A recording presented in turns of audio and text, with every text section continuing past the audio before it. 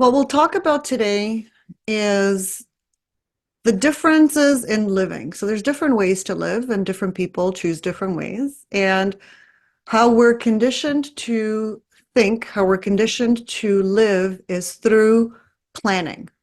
So if you have to make a choice, then what we do is we make a pros and cons list. We make a do this or do that list. We do all these things that allow us to plan so we can come up with the best possible solution as per how much we can actually come up with. So we try to bring up all the factors in our life and try to make a decision based on those factors.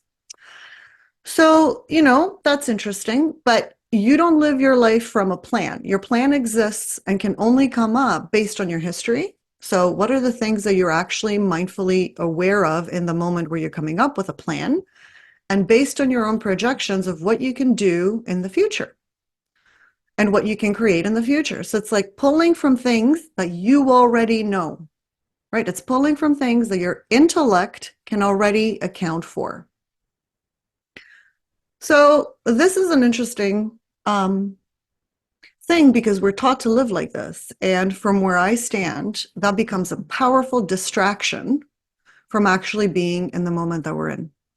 Because it's given what I know, and it's a lot about how the human body works and about how the human mind works, about how the messages from what we are as human beings actually come in, because they don't come in through our intellect. Our intellect is a selection tool. It is not a processing tool. The body is a processing tool. So when you're in your intellect and you're seeking to come up with your plans, it is a very limited amount of content that you can come up with, and then it becomes a distractor. Because the truth is that the point of power is in the now. And so I'll spend this presentation convincing you how that's true. So the way that we will do this, and what we'll talk about in the next half an hour or so, is the things that what does it take for you to awaken to the fact that the point of power is in the moment. The point of power is in your intuition. The point of power is in the now and how you engage the now and move forward. So what are the things that you require that are absolutely essential for you to be able to be in the moment that you're in? So what does it mean to be present? And what does it mean to pay attention to your moment? So that's the temporal component of this whole presentation, is time and space. Time exists only in the moment that you're in. There is no past and there is no future. It all coalesces and intermixes and lives only in the moment that you're in. So it's a very interesting, paradoxical thing, because you think that there's a past and you think that there's a future, but that is not true.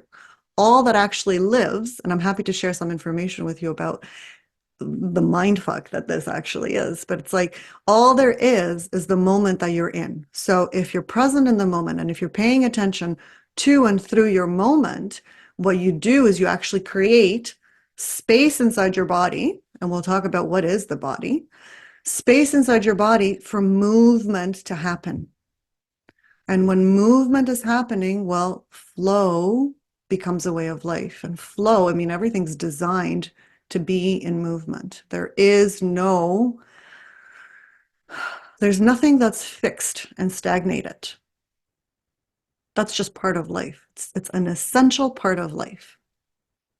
But we live in a culture that kind of doesn't want us to change. It kind of doesn't, like, it wants to put things in a fixed box and keep it there. It doesn't work. So then we'll talk about what's the truth of your experience, the recognition of authenticity. The women I work with and the people I surround myself with are a little bit obsessed with authenticity. Like, they're looking to become their truest selves on this planet, at this time, in this body. So you can take several lifetimes if you want. I'm looking to do it in this lifetime. So it's really important for us to be in the truth of our own experience, not the story of, what each of you, so it's like for me to be in my moment, not what's true for you, but what's true for me. And we'll explore what that looks and feels like in a moment. Because how you get to the truth of your experience is through the power of your body. So your body is the only one that can calibrate for truth. Oh, I just realized that this kind of, in my mind, it went like this. But here it's like 1, 2, 3, 4. Anyway, it's cool. So now we're at the power of your body because your body is designed to be a truth detector. So your body is the only instrument that can calibrate for truth and for bullshit. So how you relate to your body and all the stuff that comes up when you hear the truth of your experience, that's what gets masked by the intellect. So your mind has been conditioned to be programmable, to be predictable, to be habituated. So we're really a habituated species. And simultaneously, we're a species that can pattern interrupt our habits and create new habits that actually serve us. So this is really important because you can live from different states of existence simultaneously in and from the moment that you're in. So how you pay attention to that makes the difference. And that's what leads to how you overcome your perceived limitations. So I don't know if you guys are familiar with Greg Braden and his work and how he defines divinity. And I just heard that recently and I loved it so much.